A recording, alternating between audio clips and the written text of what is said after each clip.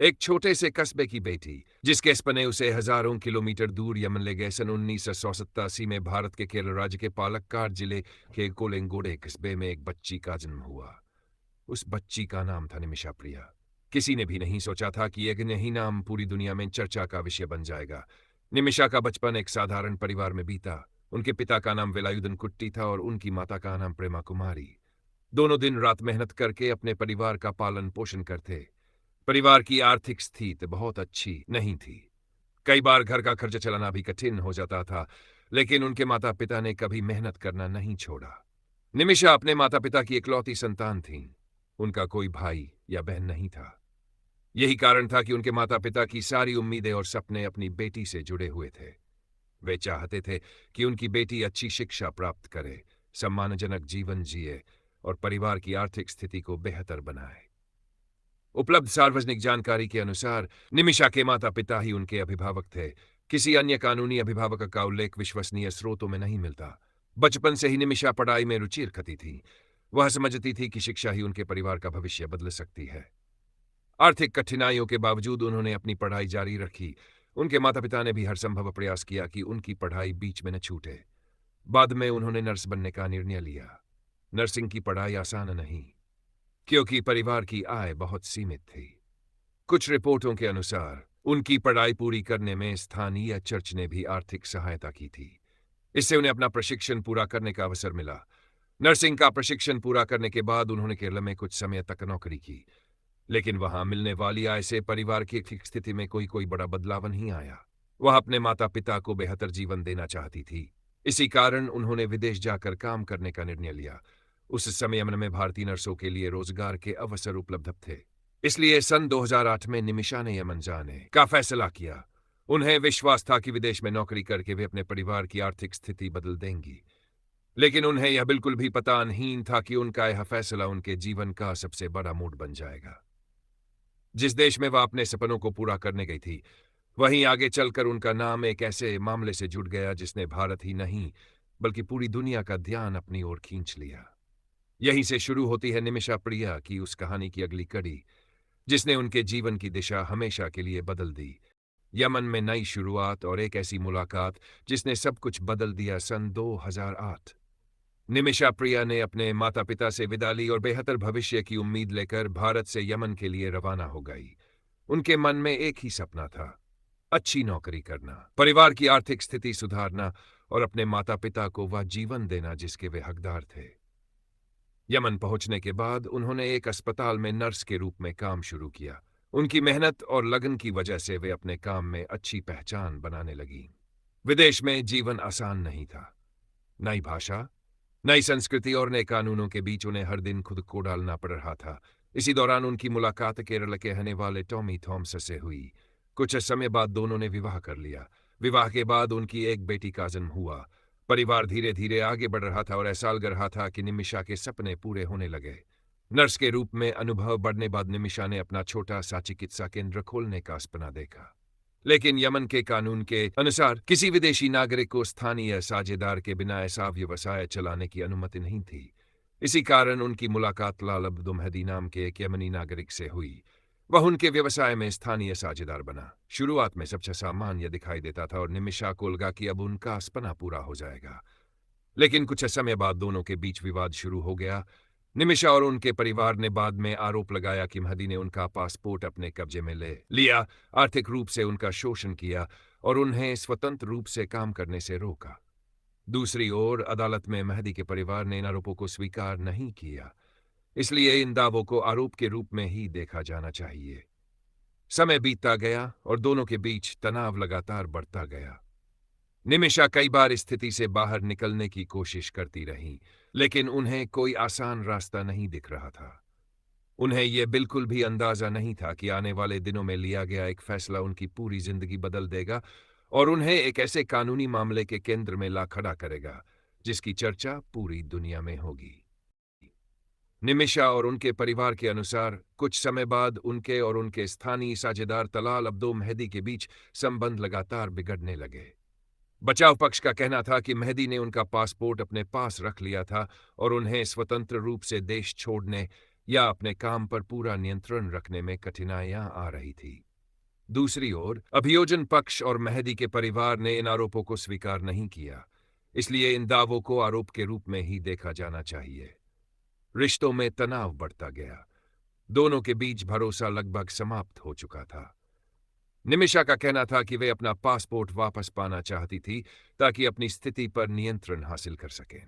जुलाई सन 2017 में घटनाओं ने अचानक गंभीर मोड़ ले लिया। अदालती रिकॉर्ड के अनुसार निमिषा ने मेहदी को बेहोश करने के उद्देश्य से एक दवा का इंजेक्शन दिया।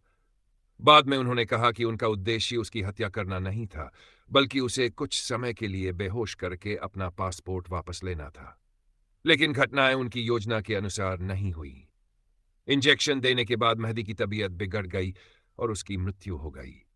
यही वह क्षण था जिसने पूरे मामले की दिशा बदल दी। अब यह केवल साझेदारी का विवाद नहीं रहा, बल्कि हत्या की जांच का मामला बन गया। इसके बाद शव को छिपाने की कोशिश की गई। जांच एजेंसियों ने इस घटना की पड़ताल शुरू की और कुछ ही समय में मामला पुलिस तक पहुंच गया। यमन की पुलिस ने जांच के दौरान साक्ष्य एकत्र किए और निमिषा प्रिया को गिरफ्तार कर लिया। इसके बाद उनके खिलाफ हत्या का मुकदमा शुरू हुआ। यहीं से एक भारतीय नर्स की कहानी अंतर्राष्ट्रीय सुर्खियों में आ गई। आगे की सुनवाई में अदालत के सामने दोनों पक्षों ने अपने अपने तर्क रखे, लेकिन अंतिम निर्णय यमन के कानून के अनुसार होना था। पुलिस ने तुरंत जांच शुरू की और घटना से जुड़े लोगों से पूछताछ की। जांच के दौरान पुलिस ने घटनास्थल से मिले साक्ष्य, गवाहों के बयान और अन्य उपलब्ध प्रमाणों के आधार पर निमिषा प्रिया को हिरासत में लिया। कुछ समय बाद उन्हें औपचारिक रूप से गिरफ्तार कर लिया गया। इसके साथ ही उन पर हत्या और शव को छिपाने से जुड़े आरोपों के तहत मुकदमा शुरू हुआ। मामला यमन की आपराधिक अदालत में पहुंचा। अदालत में अभियोजन पक्ष ने कहा कि निमिषा द्वारा दिए गए इंजेक्शन के कारण तलाल अब्दो महदी की मृत्यु हुई और उसके बाद शव को छिपाने का प्रयास किया गया। अभियोजन पक्ष ने इसे गंभीर अपराध बताते हुए कड़ी सजा की मांग की। दूसरी ओर बचाव पक्ष ने अदालत के सामने अलग पक्ष रखा। बचाव पक्ष का कहना था कि निमिषा का उद्देश्य हत्या करना नहीं था। उनके अनुसार वह केवल मेहदी को कुछ समय के लिए बेहोश करना चाहती थी ताकि अपना पासपोर्ट वापस ले सकें। बचाव पक्ष ने यह भी कहा कि निमिषा ने पहले भी अपने साथ हुए कथित शोषण और पासपोर्ट रोके जाने की शिकायत की थी। हालांकि इन आरोपों पर अदालत ने उपलब्ध साक्ष्यों और यमन के कानून के आधार पर विचार किया।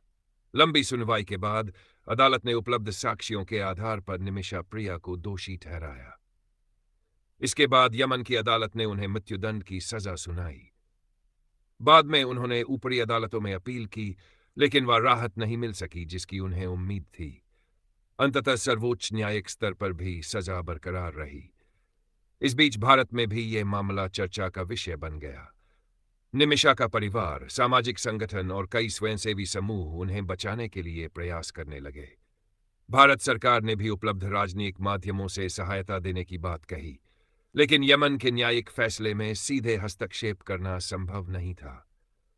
यमन की कानूनी व्यवस्था में कुछ मामलों में पीड़ित परिवार द्वारा क्षमा या दिया, रक्त क्षतिपूर्ति स्वीकार किए जाने पर अलग कानूनी प्रक्रिया लागू हो सकती है। इसी कारण निमिषा के परिवार और समर्थकों ने पीड़ित परिवार से समझौते की कोशिशें भी शुरू की। यह प्रक्रिया पूरी तरह पीड़ित परिवार की इच्छा और यमन के कानून पर निर्भर करती है। यहीं से यह मामला केवल एक हत्या के मुकदमे तक सीमित नहीं रहा, बल्कि मानवीय, कानूनी और कूटनीतिक प्रयासों का विषय भी बन गया। इसके बाद यह मामला केवल एक आपराधिक मुकदमा नहीं रहा, बल्कि भारत और यमन के बीच मानवीय चिंता का विषय भी बन गया। अदालती प्रक्रिया पूरी होने के बाद निमिषा प्रिया के परिवार ने हार नहीं मानी। उनके माता पिता, पति और समर्थकों ने उन्हें बचाने के लिए हर संभव प्रयास शुरू किया। भारत में कई सामाजिक संगठनों, स्वयंसेवकों और कानूनी विशेषज्ञों ने भी इस मामले में सहायता करने की कोशिश की। यमन के कानून में कुछ मामलों में एक महत्वपूर्ण प्रावधान होता है जिसे दिया या रक्त क्षतिपूर्ति कहा जाता है। यदि पीड़ित का परिवार अपनी इच्छा से क्षमा स्वीकार कर ले और कानूनी शर्तें पूरी हो, तो कुछ परिस्थितियों में मृत्युदंड से राहत मिलने की संभावना बन सकती है। लेकिन यह पूरी तरह पीड़ित परिवार की सहमति और यमन के कानून पर निर्भर करता है। इसी उम्मीद के साथ निमिषा प्रिया के परिवार और उनके समर्थकों ने महदी के परिवार से संपर्क करने की कोशिश की। इस उद्देश्य से धन जुटाने के अभियान भी चलाए गए, ताकि यदि समझौते की संभावना बने तो आवश्यक राशि उपलब्ध हो सके। भारत सरकार ने भी सार्वजनिक रूप से कहा कि वह उपलब्ध राजनयिक माध्यमों से सहायता कर रही है। हालांकि भारत सीधे यमन की न्यायिक प्रक्रिया में हस्तक्षेप नहीं कर सकता, क्योंकि यह एक संप्रभु देश का कानूनी मामला है। समय समय पर निमिषा की फांसी की संभावित तारीखों को लेकर समाचार सामने आए। कुछ अवसरों पर मानवीय और कानूनी प्रयासों के कारण प्रक्रिया को टाला भी गया, जिससे बातचीत और समाधान खोजने के लिए अतिरिक्त समय मिल सका। यह मामला भारत में इसलिए भी चर्चा में रहा क्योंकि इसमें एक भारतीय नागरिक, विदेशी कानून, अंतर्राष्ट्रीय कूटनीति और मानवीय अपील, चारों पहलू एक साथ जुड़े हुए थे। आज भी यह मामला इस बात की याद दिलाता है कि किसी दूसरे देश में काम करने वाले लोगों को वहां के कानूनों का पूरी तरह पालन करना कितना महत्वपूर्ण है। साथ ही यह भी किसी भी आपराधिक मामले में अदालत का अंतिम निर्णय उपलब्ध साक्ष्यों और संबंधित देश के कानून के आधार पर होता है। इस कहानी से हमें यह सीख मिलती है कि कठिन परिस्थितियों में लिए गए फैसले कभी-कभी जीवन की दिशा हमेशा के लिए बदल सकते हैं। साथ ही न्यायिक प्रक्रिया पूरी होने तक हर व्यक्ति के मामले को तथ्यों और कानून के आधार पर ही समझना चाहिए। यहां इस श्रृंखला का समापन होता है। यदि भविष्य में इस मामले में कोई आधिकारिक और सत्यापित कानूनी बदलाव होता है, तो उस जानकारी को भी अलग से तथ्यात्मक रूप में प्रस्तुत किया जाना चाहिए।